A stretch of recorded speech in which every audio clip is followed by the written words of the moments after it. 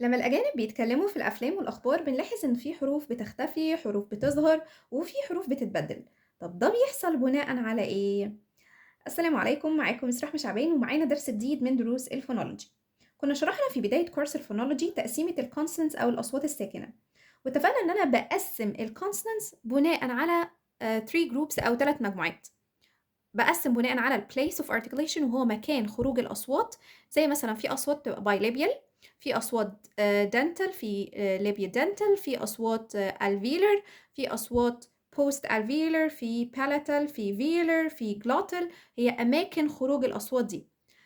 تاني تقسيمة كنت بقسم بيها الكونسونانتس وهي ال manner of articulation، طريقة خروج الأصوات. في أصوات عندي plosives، يعني الهواء بيخرج كده بشكل انفجاري زي ب، ب، ت، د، ك، ج.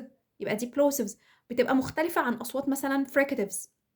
الهواء فيها بيحصل احتكاك كده وهي بتخرج زي ف، ف، ذ. يبقى تاني تقسيمة كانت بناء على manner of articulation وهو طريقة خروج الأصوات دي من الفم. تالت طريقة بنقسم بيها وهي الفويسنج.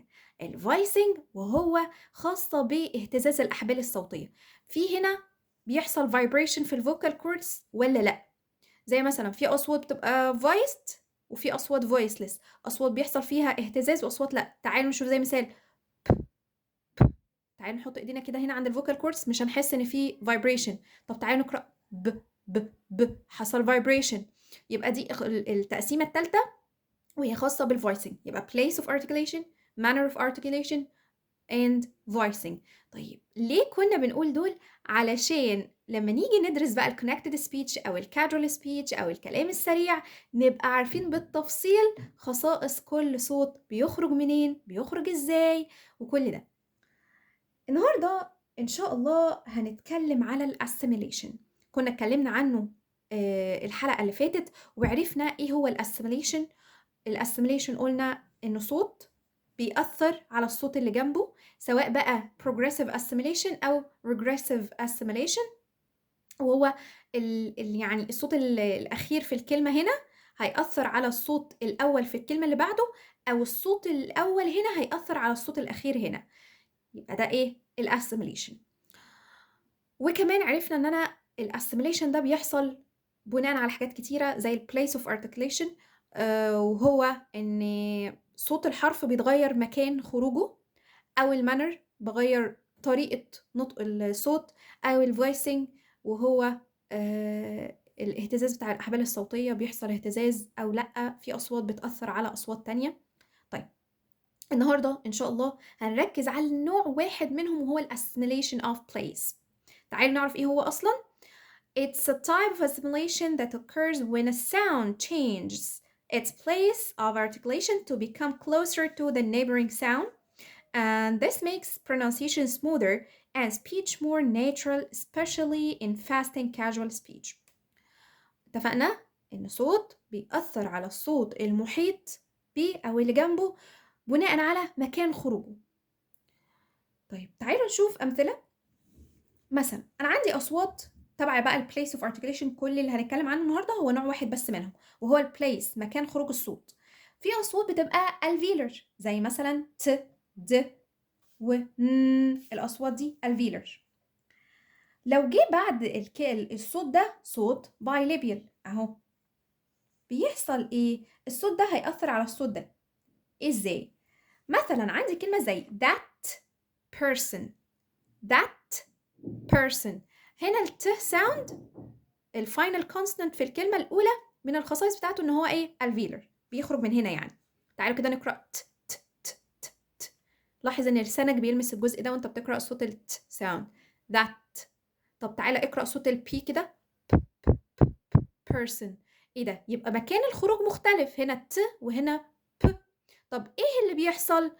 هنا صوت البي هيأثر على صوت التي، كأنه اتلغى خالص، ولكن اللي حصل ان هو مش اتلغى، هو غير مكان خروجه. تمام؟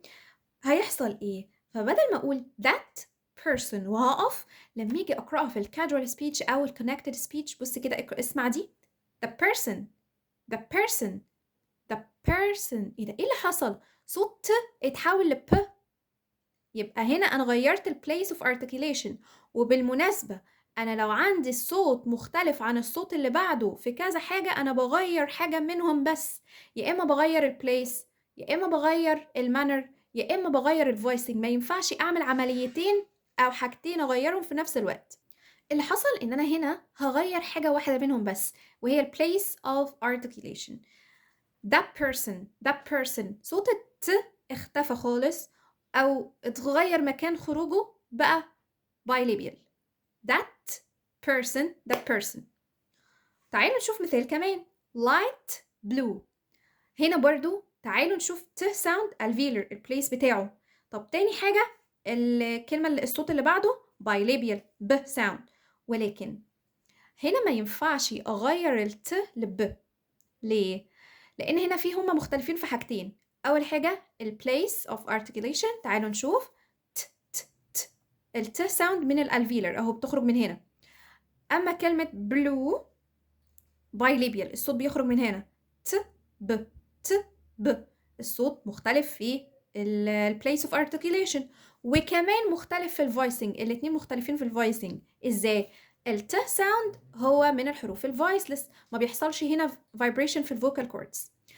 اما الب sound بيحصل vibration في الفوكال كوردز واحنا بنقراه ب. تعالوا كده نتاكد. حط ايدك هنا عند الفوكال كوردز او الاحبال الصوتيه على رقبتك، انطق كده صوت البي ب. هتلاحظ ان في vibration او اهتزاز. واحنا اتفقنا ان انا ما ينفعش اغير حاجتين place وفويسنج مثلا مره واحده، لا انا بغير حاجه واحده بس. طب ايه اللي هيتغير؟ ان انا هنا هغير ال place of articulation، هغير من alveolar لbilabial. طيب يبقى هختار ب sound. طب ليه اخترت ال ب؟ علشان الاتنين voiceless. طب ليه ما اخترتش ب؟ عشان دي voiced ودي voiceless، وانا اتفقنا ان احنا ما ينفعش اغير حاجتين. تمام؟ فتعالوا كده نقرأ الكلمة في ال connected speech. ما اقولش light blue light blue light blue light blue. حسيتوا ان الت صوتها اتحول ل ب sound. light blue light blue. مثال كمان، وده بقى خلي بالكم كويس قوي. green park. صوت الان من الالفيلر اهو البليس بتاعها، وانت بتقرأ كده تحس ان لسانك هنا green green. اما الب sound bilabial green park. صوتين البليس of articulation بتاعهم مختلف، ده بتخرج من مكان وده بتخرج من مكان. وكمان مختلفين في ايه؟ بص كده في manner of articulation وهو طريقة خروجهم. هنا ال p sound plosive. بص كده بيحصل انفجار كده وانا بقرأ صوت ال p. اما صوت ال تحس ان هو في صوت غنة كده. طيب يبقى هنا مختلفين كمان في manner of articulation، واتفقنا ان انا ما ينفعش اغير حاجتين مرة واحدة، هغير حاجة واحدة بس هو ال place. طيب تعالوا نشوف ايه اللي متوافق مع الصوت في نفس سوري manner of articulation اهو. بص معايا. ايه ده؟ يعني صوت اتغير. ليه؟ علشان انا هغير بس ال place of articulation، هغير مكان خروجه، ولكن انا مش هغير المانر وهو طريقة نطقه. فكلمة green park بقت green park green park green park green park. ايه اللي حصل؟ غيرت البليس بس، ما غيرتش كمان المانر. ما ينفعش ان انا اغير حاجتين في نفس الوقت. طب تعالوا نشوف كلمة كمان. مثلا عندي كلمة in bed. صوت الان اتفقنا ان هو ايه؟ alveolar. طب كلمة bed البي من البايليبيال sounds، ولكن لما اجي بقى يغير البليس برضو بصوا كده بصوا غيرت ايه؟ البليس بس، مغيرتش كمان المانر. فما ينفعش الان تتحول لب ساوند. تمام؟ بقت embed.